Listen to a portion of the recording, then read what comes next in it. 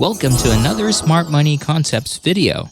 Being rich isn't an overnight process unless, of course, you win the lottery or you get a huge inheritance from a relative. But if you build up on your savings, you can probably head in that direction faster than you'd expect. You probably have lots of dreams in life that involve huge amounts of money. Maybe you want to travel the world and immerse yourself in different cultures. You probably want to buy that huge mansion you've seen on TV. You desire the latest and innovative four-wheel drive, or you just really want to get rid of your debts. Whatever that dream is, the bottom line is you need to have money. So have you ever wondered where you currently are on your money-building journey? How much money have you saved? Well, to tell you the truth, it isn't really that easy to save money, especially when you're living paycheck to paycheck. I've failed to do that many times as well. But the good news is, it is possible. Before you attain that $100,000 in your personal account, you have to start with the initial $10,000 first. If you already have that amount in your bank, then I totally salute you. But if you still haven't, then I'm here to teach you a bunch of ways to save that first $10,000 fast. So sit tight, get your notepads out, and listen to these steps. But before that, please don't forget to hit the subscribe button for more Smart Money Concepts videos. Number 1. Identify your goals. You have to know what your direction is, so you have to set your goals. Here, you need to identify the time frame for your saving plans. For example, do you want to have $10,000 right away because your trip is scheduled for 4 months from now? Or do you just really want to build up your savings within the year? From this, you can calculate the specific amount, in our case, $10,000, and the months or years you would need to get it. Let's say you want to have that amount of savings in just 4 months, so you'd need to divide the $10,000 by 4. That means you have to accumulate $2,500 each month. You can also further divide this by weeks. Therefore, you need to save $625 per week. If you get too overwhelmed with the money you need to save, you can even calculate it and divide it into days so that you can compare it with your daily wage. In the event that your expenses make it hard for you to save your money, don't fret. There are additional ways to augment your income, and I will discuss that later on. But here's the most important first step. You need to actually see yourself attaining your goal. Think positively and start doing some of the things that can help you build up on that $2,500 each month. Number 2. Create a budget. Knowing your budget and the funds you need to allocate to each of your expenses, as well as your debts and savings, can help you see a clearer picture of your current financial state.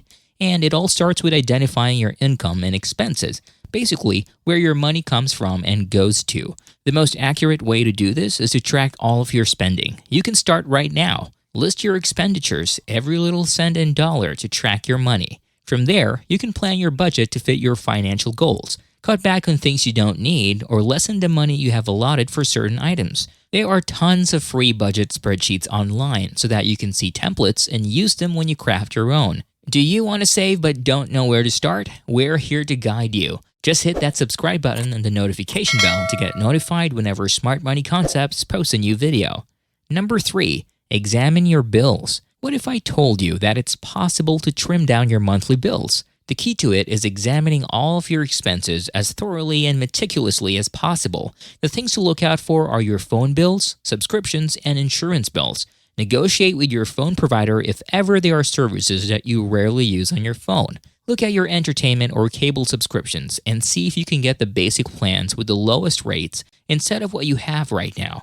Also, assess your vehicles and see if the insurance coverage allotted for them is too pricey. It's important to do this step so that you can move the budget intended for these extra services to your savings account. Number 4. Eliminate excessive expenses. The fourth step is usually the easiest thing to do, and actually the most rewarding. Cut down on your unnecessary expenses. Here are some easy tips you can follow in order to do it.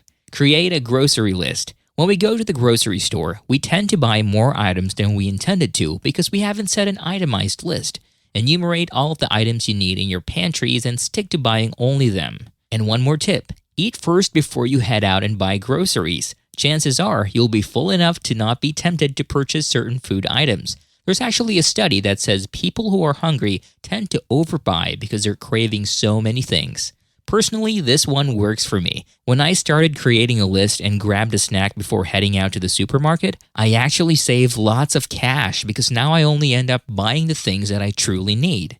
Eat your meals at home. The average American household spends almost $2,375 per year on eating out expenses. So, can you imagine the amount you'd save if you cut back on restaurant dining and takeouts? Instead of lunching out when you're at work, do the more practical thing and pack your lunches instead. There are a lot of recipe ideas online and even on Instagram and TikTok. Watch them so you'll be inspired to do the same. Cancel memberships and services you don't need. If it's been months or years since you last used them, then don't think twice and cancel them. This could mean those magazine subscriptions, gym memberships, and streaming services. But if you think you need them but they're too expensive, try to find cheaper options in the market. Choose the DIY path. Nowadays, there are video how-tos and tutorials on almost anything, even wall decors and simple home furniture. So to save, you can try to DIY them instead of buying them. And the best part is, you can even sell them if you think they're at par with those being traded online and even in stores. Save and at the same time, earn. Look for affordable social things to do. Instead of going out with your friends, watching movies in theaters, binge drinking in clubs, seek out cheaper options to hang out with your friends. For instance, game nights and brunches at home. This way, you'll save in fuel and transportation costs and even on dining out costs. Before you list your expenses and decide on what makes a cut or not, don't forget to hit that subscribe button and the notification bell to get notified whenever Smart Money Concepts posts a new video. Number 5. Find additional sources of income. Now that you've reduced your expenditures, it's time to find other sources of income. You can do so by starting a new side hustle, which can potentially give you another $300 to even $1,000 a month. Listen, there are a lot of side gigs available for you online. You just have to know your niche market. There are tons of websites online that cater to freelancers, so if you have that extra time, go and sign up for them. If you're more into the business side of things, then you can also sell things online. Raid your closet and search for pieces that you don't need anymore and sell them. You can also try affiliate marketing, where you'll only need to set up a website or a blog, review certain products, and advertise them in such a way that viewers will be urged to buy them as well. But if you opt to just stay at your 9-to-5 job and put all of your effort into it, try to ask for a raise from your boss. List your achievements within the year and try to talk to your employer. Number 6. Save your money automatically. This step is proven to be efficient and effective. Automate your savings. Now, most banks offer recurring bank transfers for their clients. That means you have the chance to set the date and amount when your money will automatically transfer from your checking to your savings account. With this, you don't need to worry that you'd spend your savings money elsewhere. Believe me, you'll be surprised at the amount that you've saved once you automate your savings account. Look for banks or credit unions that offer high interest rates for your savings. This may not be much, but still, you'd earn money just by saving your money. What a combination, right? When your doubts start to linger, listen, don't forget to go back to why you're doing this. Change your mindset from, I don't know if I can, to I'm sure that I can. Believe me, this will do wonders to your wealth building journey. I know, saving $10,000 or even more requires a lot of sacrifices, and honestly, you have to do them in order to attain your goal. But once you achieve this and see your bank account, the feeling is unbelievable, and it truly is worth it. In summary, the $27.40 rule is this. To save $10,000 this year, starting today, you simply need to save $27.40 per day times 365 days. That equals $10,000, and you'll have it exactly 1 year from today. If you don't miss one single day, it really is that simple.